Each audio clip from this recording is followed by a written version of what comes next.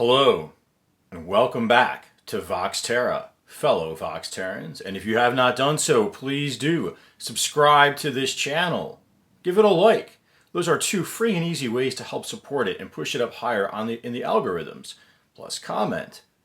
And if you feel so inclined and you'd like to see this channel blossom, please consider becoming a patron at Patreon. Today I found it again necessary to help us show the public who thinks Trump is on their side that he is not. See, the problem we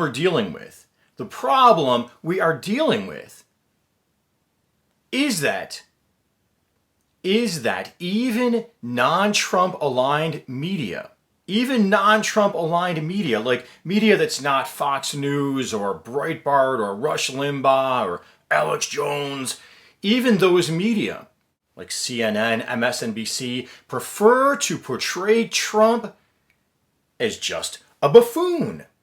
Just a buffoon. The problem with that approach is up until the buffoonery of COVID-19 and comments like "let light in the body," up until then, it put his supporters who believe he's on their side on the defensive because the media seems to be being unfair, merely portraying as a buffoon, because they would rather leave out the fact that he's much more than a buffoon.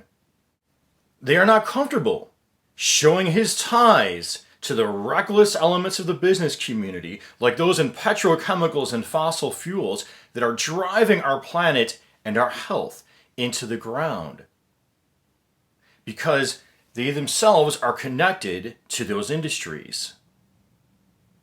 So to help with that, to really cut through and show what all of the environmental groups seem to be saying is an assault on our natural environment, our very health, let me share with you this fantastic article and timeline from a magazine from a group I support called Environmental Defense Fund.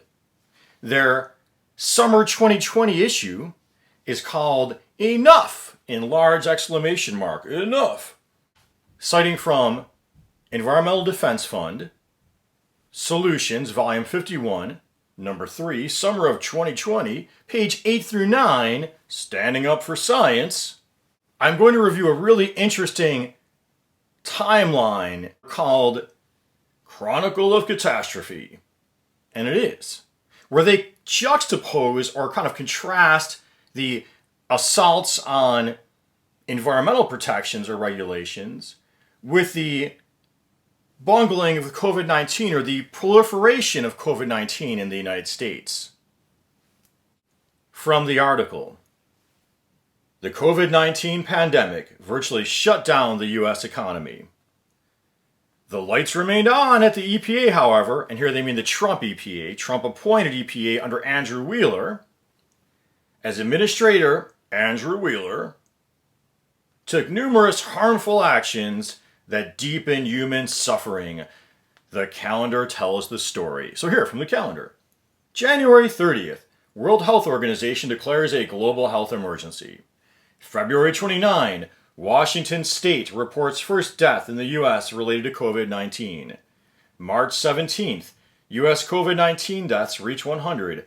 March 18th, EPA Administrator Andrew Wheeler pushes through a proposal to limit what scientific studies the agency can use when writing public health protections. This can be used to block research when confronting current or future pandemics. And that's been part of the mode of operation of this administration, has been to block access to good science, warning about the harmful effects of different industrial toxins and greenhouse gases to protect those industries in the petrochemical fossil fuel businesses and others. March 26. The U.S. leads the world in confirmed COVID-19 cases. Prodded by fossil fuel groups, Wheeler allows polluters to violate critical health, environmental, and public health protections during the pandemic. So, what they're referring to here, I'll go up deeper into the article. On March 26, the same day the United States assumed the global lead in confirmed COVID-19 cases, purportedly in response to the pandemic, allowing power plants, factories, and other facilities to determine for themselves if they can meet requirements on reporting air and water pollution. The new directive was imposed after the American Petroleum Institute, the American Petroleum Institute, sent a letter to EPA Administrator Andrew Wheeler. That's not the first time I've mentioned that institute on this show. That's the connection to the Trump administration that is often overlooked in our media, because they themselves are connected. But that's the story that is really telling to the public, that would wake them up. After the American Petroleum Institute sent a letter to EPA Administrator Andrew Wheeler requesting the former coal lobbyist loosen the rules. So Andrew Wheeler, head of the EPA, is a former coal industry lobbyist, generally overlooked by even the non-Trump aligned media. Environmental Defense Fund acted quickly. Under the Freedom of Information Act, we requested records of all correspondence between the EPA and industry related to the directive. So there we see how the environmental groups are put on the defensive, having to constantly sue this administration rather than work with it. An undertold story. March 27, the U.S. becomes the first country to exceed 100,000 COVID-19 cases. And look, I know someone who was on a respirator, not an old guy, and I don't think he had any, or on a ventilator rather, and I don't think he had any pre-existing conditions. He nearly died, and he's a dad. March 31, Wheeler finalizes clean car rollback.